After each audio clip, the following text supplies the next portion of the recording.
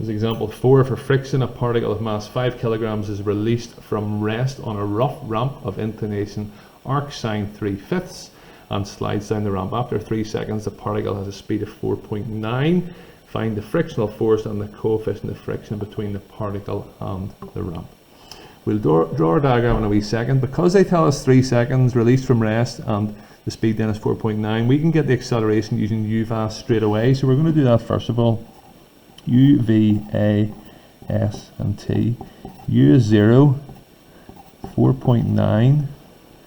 A we're about to work out, and we know our time then is 3. So we're going to use V equals U plus AT. 4.9 equals 3T. T is 4.9 over 3. Sorry, what have I done? It's 3A, isn't it? Losing my mind, apologies. 3A. 3A. A is 4.9 over 3. That's of course what we're trying to work out. 4.9 divided by 3 is 1.63. We might just use 49 over 30 whenever we're doing other calculations, but that's okay. So that helps us then as we go forward. Let's get our diagram drawn.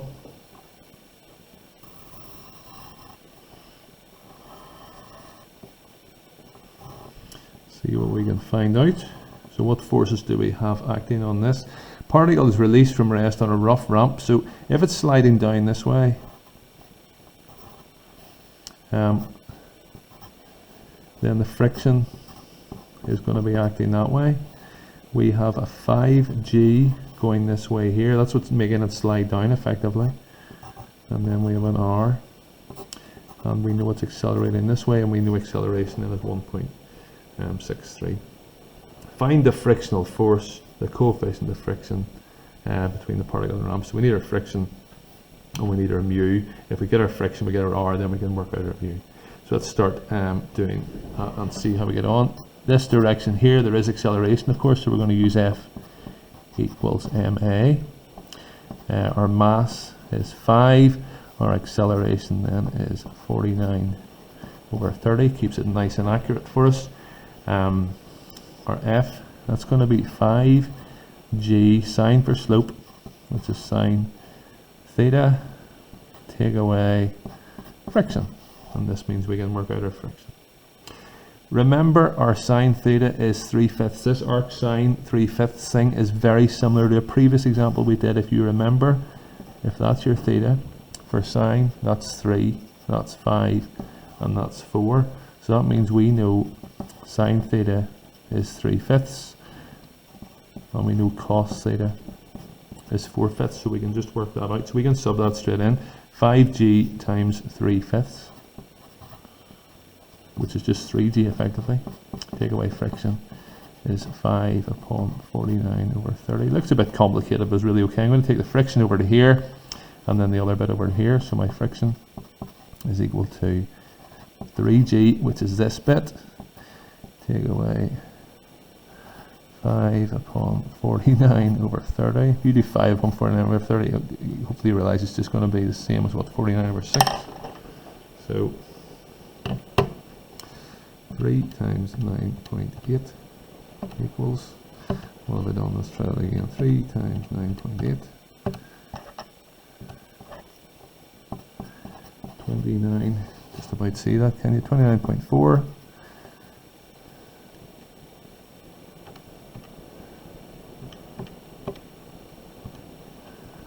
And 8.167. So 9.4 divided by 8.167 equals 21.23 is the size then of my frictional force. That's what I've been asked for, so we're good with that. We're also now going to resolve in this direction here. We have no motion this direction. There's no motion and no acceleration, more importantly, so everything going this way equals everything going this way. So I'm going to have R equals 5g cos theta.